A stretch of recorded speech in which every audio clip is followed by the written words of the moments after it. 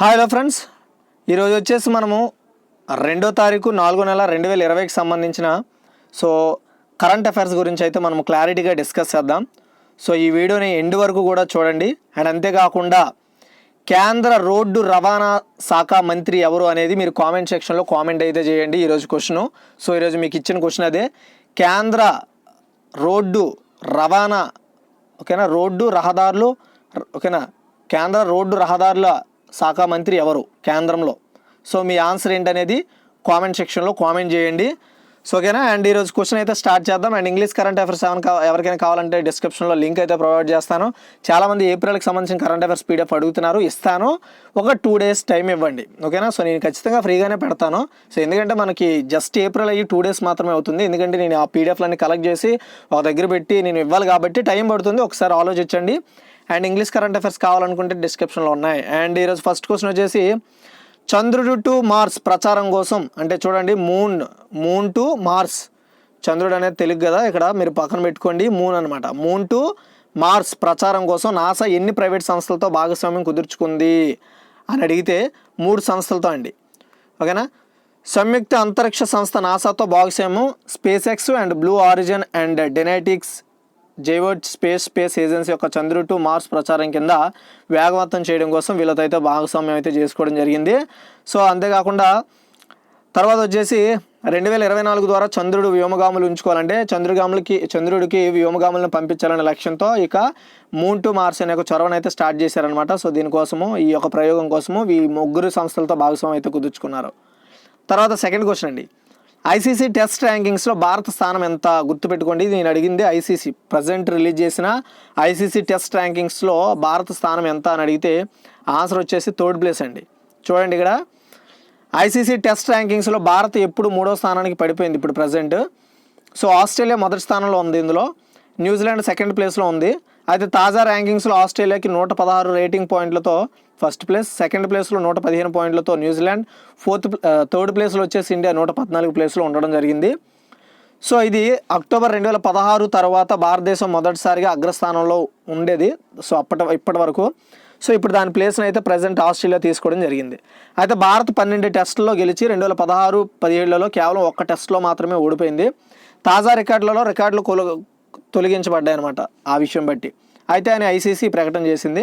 అయితే ఈ మధ్యకాలంలో వారు ఆస్ట్రేలియా మరియు ఇంగ్లాండ్తో సహా మొత్తం 5 సిరీస్ల్లో గెలుచుకోవడం, మరోవైపు ఆస్ట్రేలియా అదే సమయంలో దక్షిణాఫ్రికాతో పాటు భారత్తోనూ ఓడిపోవడము దీనికి కారణము. అండ్ ఐసీసీ టెస్ట్ ర్యాంకింగ్స్లో మే 1 నాటికి 2020 నాటికి ఎవరెవరు ఎన్ని పాయింట్లతో ఏ ప్లేస్లో ఉన్నారో ఒకసారి చూద్దాం. ఆస్ట్రేలియా 116 పాయింట్లతో ఫస్ట్ ప్లేస్, 2వ ప్లేస్లో న్యూజిలాండ్ 115 పాయింట్లు, 3వ ప్లేస్లో భారత్ 114 పాయింట్లు, అండ్ ఇంగ్లాండ్ వచ్చేసి 105 పాయింట్లతో 4వ స్థానం, 5వ స్థానంలో శ్రీలంక 91 పాయింట్లు, 6వ స్థానంలో దక్షిణాఫ్రికా 90 పాయింట్లు, 7వ స్థానంలో పాకిస్తాన్ 86 పాయింట్లు, అండ్ 8వ స్థానంలో వెస్టిండీస్ 79 పాయింట్లు, అండ్ 9వ స్థానంలో ఆఫ్ఘనిస్తాన్ 57 పాయింట్లు, అండ్ 10వ స్థానంలో బంగ్లాదేశ్ 55 పాయింట్లు. ఇలా మీకు టాప్ 10 కంట్రీస్ గురించి ఏ పాయింట్లతో ఎన్నో స్థానంలో ఉన్నాయని చెప్పాను, గుర్తుపెట్టుకోండి. Next ICC T20 rankings. ఇప్పుడు ఓకేనా, నేను చెప్పింది ఇందాక టెస్ట్, ఇప్పుడు T20 గుర్తుపెట్టుకోండి. T20లో ఫస్ట్ ప్లేస్లో ఆస్ట్రేలియా 278 పాయింట్లతో ఫస్ట్ ప్లేస్లో ఉంది. 2nd ప్లేస్లో ఇంగ్లాండ్ 268 పాయింట్లతో 2వ స్థానం, 3వ స్థానంలో భారత్ 266 పాయింట్లు, 4వ స్థానం పాకిస్తాన్ 260 పాయింట్లు, అండ్ సౌత్ ఆఫ్రికా వచ్చేసి 258 పాయింట్లతో 5వ స్థానం, 6వ స్థానంలో న్యూజిలాండ్ 242 పాయింట్లు, అండ్ 7వ స్థానంలో శ్రీలంక 230 పాయింట్లు, అండ్ 8 బంగ్లాదేశ్ 229 పాయింట్లు, అండ్ 9వ స్థానంలో వెస్టిండీస్ 229 పాయింట్లు, నెక్స్ట్ ఆఫ్ఘనిస్తాన్ 228 పాయింట్లతో 10వ స్థానంలో అయితే నిలుచోవడం జరిగింది. ఈ ర్యాంక్స్ అన్నీ చాలా ఇంపార్టెంట్, గుర్తుపెట్టుకోండి. ఒకవేళ మీరు నోట్స్ రాసుకోండి, లేదంటే వచ్చే నెల కరెంట్ అఫైర్స్ పీడిఎఫ్ వరకు ఆగండి. అండ్ నెక్స్ట్ 3rd క్వశ్చన్ చూడండి, ఐసీసీ వన్డే ర్యాంకింగ్స్లో భారత స్థానం ఎంత? ఓకేనా. ఐసీసీ వన్డే, నేను ఇప్పటి వరకు T20 వన్డే టెస్టులు చెప్పాను, ఇప్పుడు వన్డే గురించి అడుగుతున్నాను, గుర్తుపెట్టుకోండి. ఆన్సర్ వచ్చేసి 2nd ప్లేస్ అండి. ఏదేమైనా ఐసీసీ వన్డే ర్యాంకింగ్స్తో భారత్ తమ 2వ స్థానాన్ని అయితే ప్రజెంట్ నిలబెట్టుకుంది. 6 నుంచి 8 వరకు రేటింగ్ పాయింట్లలో ఆధిక్యాన్ని పెంచుకున్న ప్రపంచ కప్ విజేతలు ఇంగ్లాండ్ వెనుకవారు అయితే మనం అనమాట. ఫస్ట్ ఇంగ్లాండ్, తర్వాత మనం 2nd ప్లేస్లో ఉన్నాం. అయితే ఐసీసీ వన్డే ర్యాంకింగ్స్లో ఎవరెవరు ఏ స్థానాల్లో ఉన్నారో ఒకసారి చూద్దాం. ఇంగ్లాండ్ 127 పాయింట్లతో ఫస్ట్ ప్లేస్లో ఉంది. ఇప్పుడు మీరు గుర్తుపెట్టుకోండి, నేను చెప్పేవి వన్డే ర్యాంకింగ్స్. T20 చెప్పాను, టెస్ట్ ర్యాంకింగ్ చెప్పాను, ఇప్పుడు వన్డే చెప్తున్నాను, గుర్తుపెట్టుకోవాలి, కన్ఫ్యూజ్ అవుతారు. రెండవ స్థానంలో భారత్ 119 పాయింట్లు, అండ్ మూడో స్థానంలో న్యూజిలాండ్ 116 పాయింట్లు, అండ్ నాలుగో స్థానంలో దక్షిణాఫ్రికా 108 పాయింట్లు, ఆస్ట్రేలియా 5వ స్థానంలో 107 పాయింట్లు, 6 పాకిస్తాన్ 102 పాయింట్లు, 7వ స్థానంలో బంగ్లాదేశ్ 88 పాయింట్లు, 8వ స్థానంలో శ్రీలంక 85 పాయింట్లు, తర్వాత వచ్చేసి 9వ స్థానంలో వెస్టిండీస్ 76 పాయింట్లు, 10వ స్థానంలో ఆఫ్ఘనిస్తాన్ 55 పాయింట్లతో ఉండడం జరిగింది, గుర్తుపెట్టుకోండి. తరువాత భారత రోడ్డు రవాణా రహదారుల మంత్రిత్వ శాఖ నూతన కార్యదర్శిగా బాధ్యతలు ఎవరు స్వీకరించారు అనే క్వశ్చన్ అడిగితే గుర్తుపెట్టుకోండి, గిరిధర్ అరమనే అండి. సో చూడండి, ఇక్కడ గిరిధర్ అరమనే ఈరోజు రోడ్డు రవాణా మరియు రహదారుల మంత్రిత్వ శాఖ, నేను దీనికే మినిస్టర్ ఎవరని కూడా అడిగాను. సో దీనికి మినిస్టర్ ఎవరు, ప్రజెంట్ మన ఇండియాలో ఉన్న రోడ్డు రవాణా రహదారుల మంత్రిత్వ శాఖకి మినిస్టర్ ఎవరు అనేది కామెంట్ సెక్షన్లో కామెంట్ చేయండి. అండ్ దీనికి నూతనంగా గిరిధర్ అరమనే గారు కార్యదర్శిగా అంటే సెక్రటరీగా అపాయింట్ అయ్యారనమాట. ఓకేనా. అండ్ ఇక్కడ శ్రీ అరమనే వారు ఇంతకుముందు క్యాబినెట్ సెక్రటరీగా అదనపు కార్యదర్శిగా పనిచేశారు. 2012-14 కాలంలో పెట్రోలియం సహజవాయు మంత్రిత్వ శాఖలో జేటీ కార్యదర్శిగా అనమాట జాయింట్ సెక్రటరీగా పనిచేశారు. అండ్ నెక్స్ట్ అతను 1988 బ్యాచ్ యొక్క IAS అధికారి, అంటే Indian administration services officer.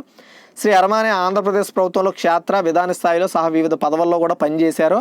And మరి సంస్థాగత మరియు ఆర్థిక విషయంలో విస్తారమైన అనుభవం కలిగి ఉన్న వ్యక్తి అనమాట అతను. అది అండ్ మీరు గుర్తుపెట్టుకోవాలి, ఈ గిరిధర్ అరమనే అనే వ్యక్తి రాగానే మీకు ఆంధ్రప్రదేశ్ అని గుర్తు రావాలి. నెక్స్ట్ వచ్చేసి మనకి క్యాబినెట్ సెక్రటరీ అని గుర్తు రావాలి. తర్వాత వచ్చేసి పెట్రోలియం అండ్ న్యాచురల్ ఎయిర్ మంత్రిత్వ శాఖలో పనిచేసిన, సహజవాయువుల మంత్రిత్వ శాఖలో పనిచేసిన జాయింట్ సెక్రటరీగా మీకు గుర్తుండాలి. ఇలాంటివన్నీ గుర్తుంటే ఆటోమేటిక్గా మీకు సో మోర్ నాలెడ్జ్ అనేది మీ మైండ్లో ఉంటుంది. క్వశ్చన్ ఏ విధంగా ఇచ్చినా మనం అటెండ్ చేయగలగాలి. అంటే మనం ఖచ్చితంగా దీని డిస్క్రిప్షన్ తెలుసుకోవాలి. గిరిధర్ అంటే ఎవరు, ప్రజెంట్ ఏం చేస్తున్నారు అనేది మనం తెలుసుకోవాల్సింది. దీన్నే డిస్క్రిప్షన్ అంటాం, దాని గురించి డెప్త్గా తెలుసుకోవడం కోసం. అందుకే నేను వివరణ అనేది ప్రతి దాంట్లో పెడుతున్నాను, కొంచెం గుర్తుపెట్టుకోండి. తర్వాత 5 రైతులను అనుసంధానించడం కోసం CRRI ఏ యాప్ను ప్రవేశపెట్టింది అని అడిగితే కిసాన్ సభ అనే యాప్ని. సో ఇది ఏంటంటే రైతులను అనుసంధానించడానికి, అంటే వేరు వేరు ప్రాంతాల్లో ఉండే రైతులందరినీ సమూహంగా ఏర్పాటు చేయడం కోసం CRRI ఏ యాప్ను ప్రవేశపెట్టిందంటే కిసాన్ సభ. ఓకేనా. So CSIR central road research institute, CRRI New Delhi గొలుసు మరియు సరుకు రవాణా నిర్వహణ వ్యవస్థలను సరఫరా చేయడం కోసం రైతులను అనుసంధానించడానికి కిసాన్ సభ యాప్ను అయితే అభివృద్ధి చేయడం జరిగింది. సో ఈ అనువర్తనాన్ని రిమోటింగ్గా May 1న DG అండ్ ICAR మరియు కార్యదర్శి డాక్టర్ త్రిలోచన్ మొహపాత్ర దీన్ని అయితే స్టార్ట్ చేశారు. వ్యవసాయ పరిశ్రమలో నిమగ్నమైన రైతులు, రవాణాదారులు, అంటే ఆ యొక్క ప్రొడక్ట్స్ని రైతులు అందించే ఉత్పత్తులను సరఫరా చేసేవారు మరి ఇతర సంస్థలకు ఒక స్టాపుగా పనిచేయడం కోసం ఈ పోర్టల్ని అయితే స్టార్ట్ చేశారు. దీనికి కిసాన్ సభ అనే వేదికగా పేరు పెట్టడం అయితే జరిగిందనమాట. ఇది గుర్తుపెట్టుకోండి, సింపుల్గా ఏం లేదండి, రైతు అండ్ ఇక్కడ ట్రాన్స్పోర్టరు, డీలరు, వీళ్ళను అనుసంధానించడం కోసం కిసాన్ సభ అనే యాప్ను డెవలప్ చేశారు. తర్వాత అంతేకాకుండా వెబ్ పోర్టల్ కూడా. తర్వాత T Pradeep Nikkei Asia prizes 2020కి ఎంపికయ్యాడు. అతను ఏ సంస్థలో ప్రొఫెసర్ అని అడిగితే IIT మద్రాసులో అండి. IIT మద్రాసులో professor T Pradeep Nikkei Asia prizes 2020కి సెలెక్ట్ అవ్వడం జరిగింది. ఇదేంటో ఒకసారి చూద్దాం. టెక్నాలజీ, IIT టెక్నాలజీకి సంబంధించి IIT Madras professor T Pradeep Indian institute కోసం ఎంపిక చేయబడ్డారనమాట. ఇతను సైన్స్ అండ్ టెక్నాలజీ వర్గంలో నిక్కీ ఆసియా ప్రైజెస్ 2020, గుర్తుపెట్టుకోండి, నిక్కీ ఆసియా ప్రైజెస్ 2020కి. అంతేకాకుండా ఇతను పద్మశ్రీ అవార్డు గ్రహీత కూడా. ఇతను ఇప్పుడు ఈ ప్రైజెస్ కూడా ఎంపికయ్యాడు. సో ఈ ప్రైజెస్ ఇతనికి వచ్చే అవకాశం కూడా ఉంది. ఇతనికి ఎందుకు గుర్తింపు వచ్చిందంటే నానో టెక్నాలజీ ఆధారిత నీటి శుద్ధీకరణ వ్యవస్థలో అతను చేసిన మార్గదర్శక కృషికి గాను ఇతను అయితే సెలెక్ట్ చేయడం జరిగింది. ఓకేనా. అండ్ 7th క్వశ్చన్ చూడండి. కొరక్పూర్ టెర్రకోటకు ఇటీవలే హస్తకళల విభాగంలో GI ట్యాగ్ అయితే ఇవ్వబడింది.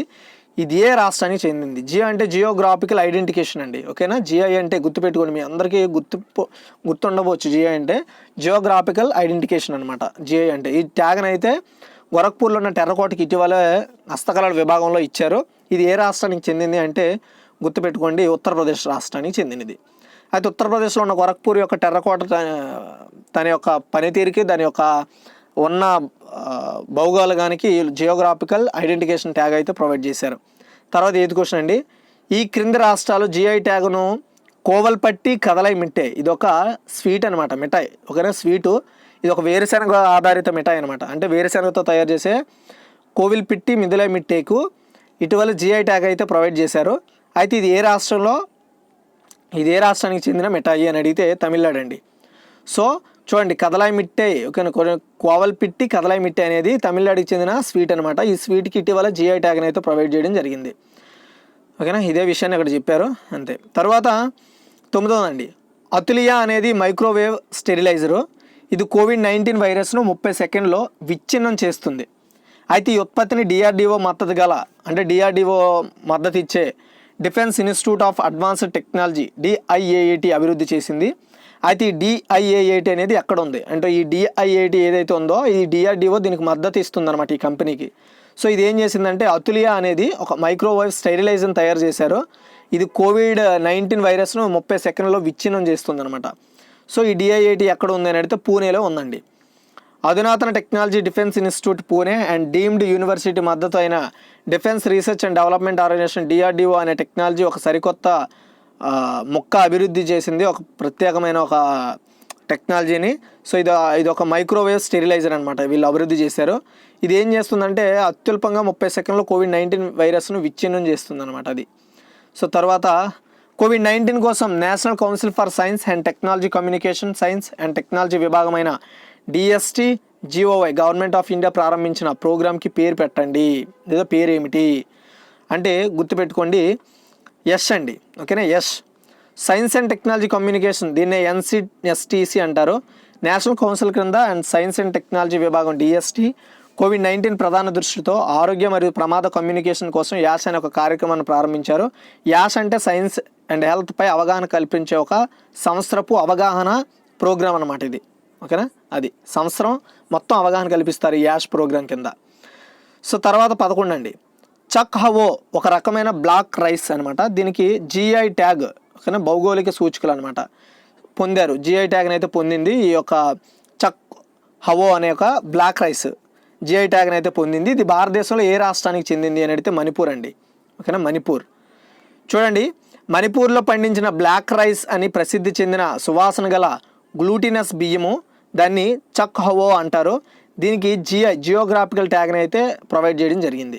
ఓకేనా, అంటే ప్రముఖమైన గుర్తింపు పొందిన లేదంటే వస్తువు లేదంటే స్థలాల యొక్క ఐడెంటిఫికేషన్ చేస్తుంది ఇది. తర్వాత అంటే ప్రపంచవ్యాప్తంగా. తర్వాత భారత ఆర్థిక వ్యవహారాల నూతన కార్యదర్శిగా ఎవరు నియమితులయ్యారు అని క్వశ్చన్ అడిగితే గుర్తుపెట్టుకోండి, తరుణ్ బజాజ్ అండి. ఆన్సర్ వచ్చేసి తరుణ్ బజాజ్. ఆర్థిక వ్యవహారాల కార్యదర్శిగా తరుణ్ బజాజ్ శుక్రవారం బాధ్యతలు అయితే స్వీకరించారు. అండ్ భారత ఆర్థిక వ్యవస్థ కరోనా తీవ్ర ప్రభావంలో ఉన్న నేపథ్యంలో తరుణ్ బజాజ్ ఈ బాధ్యతలు అయితే తీసుకోవడం జరిగింది. ఇంతకుముందు అతను ఆయన ప్రధానమంత్రి కార్యాలయంలో అడిషనల్ సెక్రటరీగా పనిచేశారు. గురువారం పదవి విరమణ చేసిన అతను చక్రవర్తి ఇప్పటి వరకు మనం చూసుకున్నట్టయితే కేంద్ర ఆర్థిక వ్యవహారాల సెక్రటరీగా ఉండేవారు. అతని స్థానంలో ఇప్పుడు ఇతను భర్తీ అయ్యారు. ఆర్థిక శాఖతో ఆయనకు పూర్వ అనుభవం కూడా ఉంది. 1988 బ్యాచ్ IAS ఆఫీసర్ అయిన బజాజ్ 2015లో ప్రధాని కార్యాలయంలో చేరడానికి ముందు అతను ఆర్థిక వ్యవహారాల శాఖలో అడిషనల్ సెక్రటరీగా పనిచేశారు. అండ్ నెక్స్ట్ 13 రిలయన్స్ జియో కొత్తగా వీడియో కాన్ఫరెన్సింగ్ కోసం విడుదల చేయబోతున్న యాప్ పేరు ఏమిటి అంటే జియో మీట్ అండి. ఓకేనా, జియో మీట్ అనే ఒక కొత్త అప్లికేషన్ అయితే తీసుకురాబోతున్నారు. సో దీని గురించి సింపుల్గా ఎక్స్ప్లెయిన్ చేస్తాను, ఎందుకంటే ఇది సాధారణమైన క్వశ్చనే, కాకపోతే కొంచెం ఇంపార్టెంట్. సో ఇప్పుడు మనకు తెలుసు గూగుల్ డ్యూలో మనము వీడియో కాన్ఫరెన్సింగ్ చేసుకోవచ్చు, వాట్సాప్లో కూడా వీడియో కాన్ఫరెన్సింగ్ అవుతుంది, అండ్ జూమ్లో కూడా వీడియో కాన్ఫరెన్సింగ్ అవుతుంది.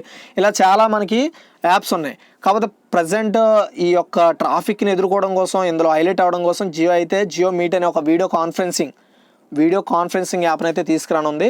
సో కాకపోతే ఇందులో ఎంతమంది మాట్లాడుకోవచ్చు అనేది అయితే ఎక్కడా చెప్పలేదు. బట్ త్వరలో ఇంకొక 1 వీక్లో ఈ యాప్ని అయితే రిలీజ్ చేస్తున్నట్టు జియో రిలయన్స్ అయితే క్లారిటీగా చెప్తోంది. దీన్ని గూగుల్ డ్యూకి అంతేకాకుండా జూమ్ యాప్కి వీటికి మద్దతుగా అంటే వీటికి పోటీగా ఈ యాప్ని అయితే రిలీజ్ చేస్తున్నట్టు తెలుస్తుంది. ఇకపై ఈ యాప్ ద్వారా కూడా మనము మీటింగ్స్ లేదంటే కాలింగ్స్ కూడా చేసుకోవచ్చు అనమాట. ఓకేనా, సో అది గుర్తుపెట్టుకోండి. తర్వాత ఇటీవల చనిపోయాడని ఆరోపణలు ఎదుర్కొన్న కిమ్ జాంగ్ ఉన్ ఏ దేశ అధ్యక్షుడు అని అడిగితే గుర్తుపెట్టుకోండి. ఓకేనా, ఉత్తర కొరియా అండి. ఓకేనా, నేను దీని మీద ఒక వీడియో కూడా చేస్తా అన్న.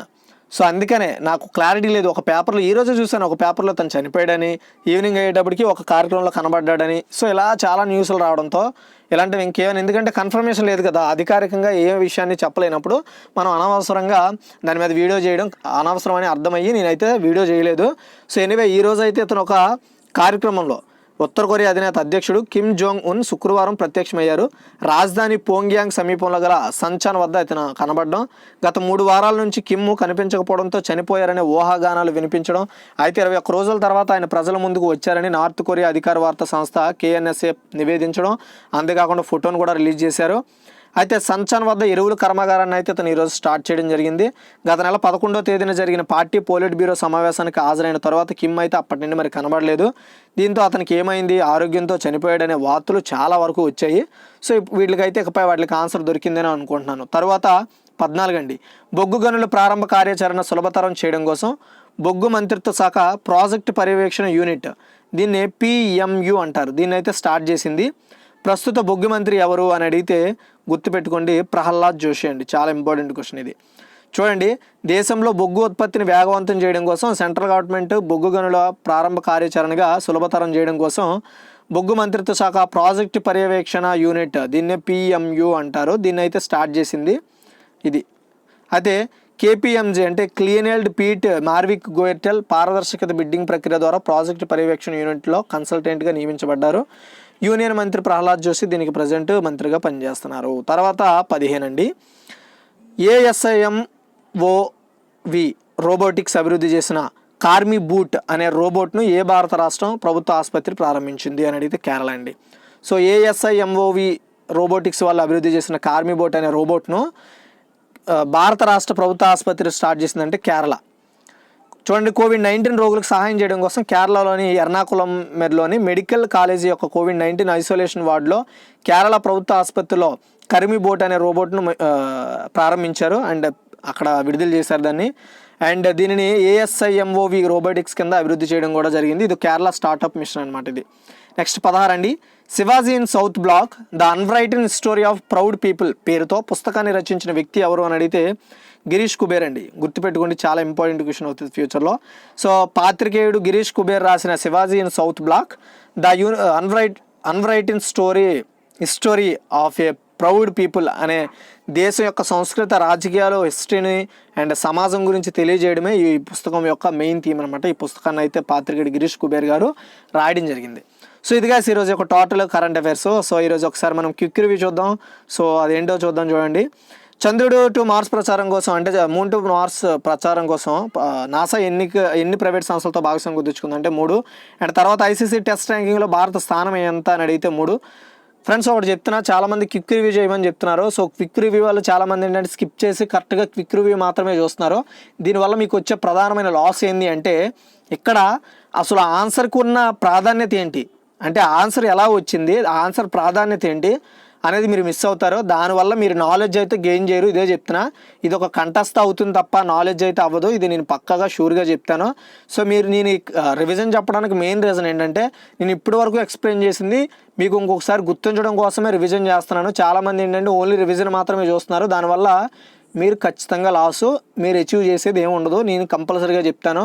గ్రూప్స్ లెవెల్ కానీ లేదంటే ఏ లెవెల్ ఎగ్జామ్ రాసిన గవర్నమెంట్ దాంట్లో మీరు ఖచ్చితంగా నాలెడ్జ్ గెయిన్ చేయగలగాలి. ఎందుకంటే క్వశ్చన్ అనేది ఒక రీతిలోనే ఇవ్వరు, నేను ఇచ్చే దానిలోనే ఇవ్వరు, వేరే విధంగా అయినా మోడిఫై చేయొచ్చు. అందుకే నేను ఎక్స్ప్లెనేషన్ ఇస్తున్నాను, గుర్తుపెట్టుకోండి. అండ్ తర్వాత క్వశ్చన్ చూడండి, తర్వాత క్వశ్చన్ వచ్చేసి ICC వన్డే ర్యాంకింగ్స్లో భారత స్థానం ఎంత అని అడిగితే 2. అండ్ తర్వాత క్వశ్చన్ వచ్చేసి, సో భారత రోడ్డు రవాణా రహదారుల మంత్రిత్వ శాఖ నూతన కార్యదర్శిగా ఎవరు బాధ్యతలు స్వీకరించారంటే గిరిధర్ అరిమానే. తర్వాత క్వశ్చన్ వచ్చేసి, రైతులకు అనుసంధానించడానికి CRRI ఏ యాప్ను ప్రవేశపెట్టిందంటే కిసాన్ సభ. తర్వాత క్వశ్చన్ వచ్చేసి టీ ప్రదీప్ గారు నిక్కీ ఆసియా ప్రైజెస్ 2020కి ఎంపికయ్యారు. అతను ఏ సంస్థలో ప్రొఫెసర్ అంటే IIT మద్రాస్ అండి. తర్వాత క్వశ్చన్ వచ్చేసి, గోరఖ్పూర్ టెరకోటకు ఇటీవల హస్తకళల విభాగంలో GI ట్యాగ్ని అయితే ప్రొవైడ్ చేశారు. ఇది ఏ రాష్ట్రానికి చెందింది అని అడిగితే ఉత్తరప్రదేశ్. తర్వాత వచ్చేసి, ఈ క్రింద రాష్ట్రాల్లో GI ట్యాగ్ను కోవిల్పట్టి కదలై మిఠాయి అనే వేరుశనగ ఆధారిత మిఠాయికి లభించింది. సో అది ఏ రాష్ట్రానికి సంబంధించిన మిఠాయి అంటే తమిళనాడు. అండ్ తర్వాత క్వశ్చన్ వచ్చేసి, అతులియా అనే ఒక మైక్రో స్టెరిలైజర్ అనే దాన్ని డెవలప్ చేశారు. ఇది ఏంటంటే 30 సెకండ్లో కోవిడ్-19 వైరస్ను విచ్ఛిన్నం చేస్తుంది. దీన్ని ఎవరు తయారు చేశారంటే DIIT వాళ్ళు. ఇది ఒక DRDO మద్దతు గల సంస్థ. DIIT ఎక్కడ ఉంది అని అడిగితే పూణేలో అండి. తర్వాత క్వశ్చన్ వచ్చేసి, కోవిడ్-19 కోసం national council for science and technology communication science and technology విభాగం DST GOI ప్రారంభించిన ప్రోగ్రామ్కి పేరు ఏమిటి అని అడిగితే యష్ అండి. తర్వాత క్వశ్చన్ వచ్చేసి, చక్ హవో అనే ఒక బ్లాక్ రైస్ దానికి జిఐ ట్యాగ్ అయితే పొందింది. ఇది ఏ రాష్ట్రానికి చెందింది అని అడిగితే మణిపూర్ అండి. తర్వాత క్వశ్చన్ వచ్చేసి భారత ఆర్థిక వ్యవహారాల నూతన కార్యదర్శిగా ఎవరు నియమితులయ్యారని క్వశ్చన్ అడిగితే తరుణ్ బజాజ్. తర్వాత క్వశ్చన్ వచ్చేసి రిలయన్స్ జియో కొత్తగా వీడియో కాన్ఫరెన్సింగ్ కోసం విడుదల చేయబోతున్న యాప్ పేరు ఏంది అని అడిగితే జియో మీట్. తర్వాత క్వశ్చన్ వచ్చేసి ఇటీవల చనిపోయాడని ఆరోపణలు ఎదుర్కొన్న కిమ్ జాంగ్ ఉన్ ఏ దేశ అధ్యక్షుడు అని అడిగితే ఉత్తర కొరియా. తర్వాత క్వశ్చన్ వచ్చేసి బొగ్గు గనుల ప్రారంభ కార్యాచరణ సులభతరం చేయడం కోసం బొగ్గు మంత్రిత్వ శాఖ ప్రాజెక్టు పర్యవేక్షణ యూనిట్ని స్టార్ట్ చేసింది. అయితే దీనికి ప్రస్తుతానికి బొగ్గు మంత్రిత్వ శాఖ మంత్రి ఎవరు అని అడిగితే ప్రహ్లాద్ జోషి అండి. తర్వాత క్వశ్చన్ వచ్చేసి SSIMOV రోబోటిక్స్ అభివృద్ధి చేసిన కార్మిబోట్ అనే రోబోట్ని ఏ భారత సంస్థ ప్రభుత్వ ఆసుపత్రి ప్రారంభించిందంటే కేరళ. సో నెక్స్ట్ వచ్చేసి Shivaji in south block the unwritten story of a proud people పేరుతో పుస్తకాన్ని రచించిన వ్యక్తి ఎవరు అని అడిగితే గిరీష్ షుబేర్ అండి. సో ఈ వీడియో మీకు నచ్చితే లైక్ చేయండి గైస్ అండ్ షేర్ చేయండి. Thanks for watching guys.